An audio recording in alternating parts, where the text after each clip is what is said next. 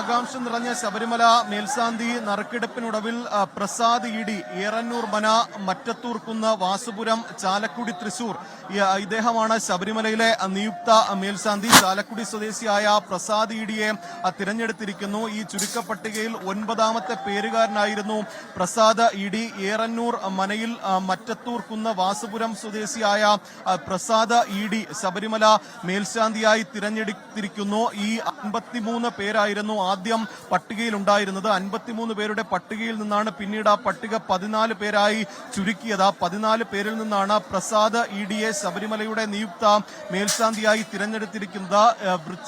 ഇനി മണ്ഡല മകരവിളക്ക് തീർത്ഥാടന കാലത്ത് നട തുറക്കുന്ന ആ ദിവസം മുതൽ, വൃശ്ചിക മാസത്തിൽ നട തുറക്കുന്ന ആ ദിവസം മുതൽ വരുന്ന ഒരു വർഷക്കാലം ശബരിമലയുടെ മേൽശാന്തിയായി പ്രസാദ് ഇഡി ആയിരിക്കും ചുമതലയേൽക്കുന്നത്.